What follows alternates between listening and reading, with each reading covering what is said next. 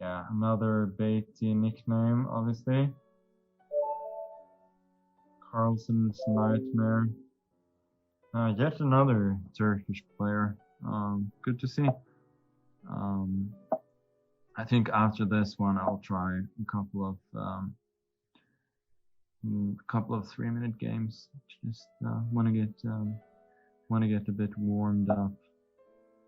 Knight f6. This is a move that I often see in simultaneous displays, and no, that's not meant as a compliment, unfortunately. So the move is just not very good. It's a bit similar to the Grunfeld, but you don't get that weakness on d3 after e4, and this basically means that I will get a pretty free reign in the center. After knight c6, then d5 is also coming, which gives me even more tempo in the center. And I think I'll just continue in the same vein. Try and attack more. a4, and then if a5 as was probably more or less forced, then Black will have some issues with the knight on b6, and those squares being a bit weak over there. I think now after ed5, I'll take on b6, try and keep the initiative going, and then bishop e5. This obviously cannot be met by knight c6 because of ed5 with a lethal pin. So bishop d7 is forced, and now after queen d5, I really have a pretty fearsome lead in development.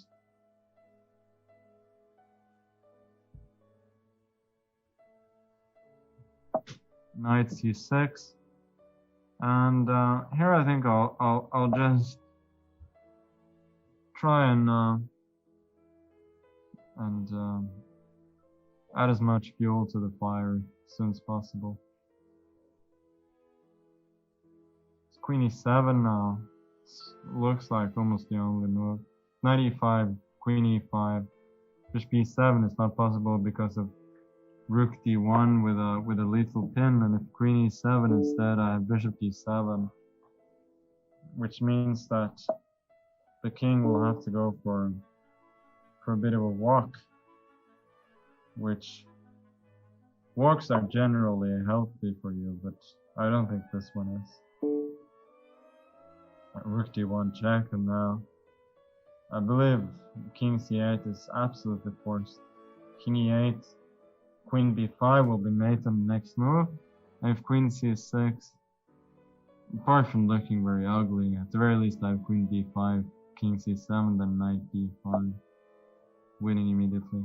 So he quite correctly goes king c8, which is the only way to continue the game. And now, yeah, for queen b5, I think queen e6 is the best way to fight.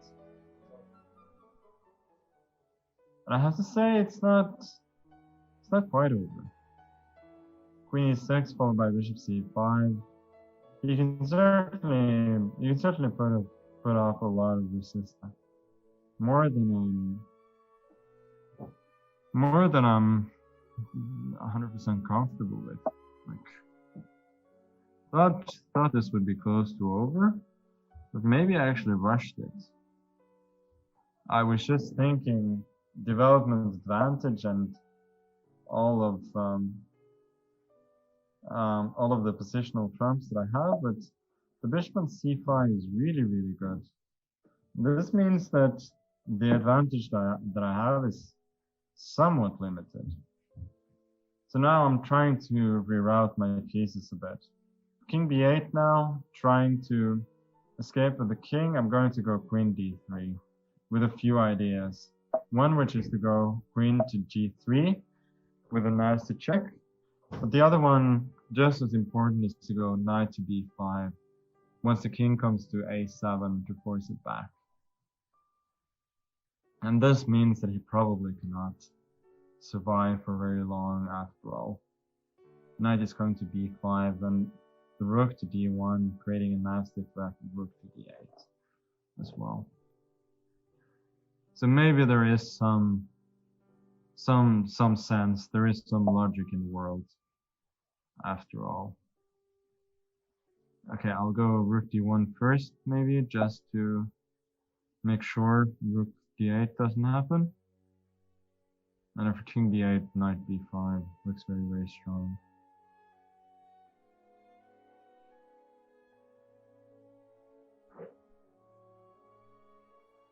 Yeah, my opponent has fought really well after an initial bad opening, but I think there's just nothing here. Too many weaknesses. Like if you put the black king on g8 and the rook on f8, then he's only a little bit worse. But yeah, but the king as it is just hopeless. Rook c8. Now we're gonna see a very quick mate, I believe. Queen c7 is probably the only way to prolong the death. Obviously, no one's gonna want to do that game now.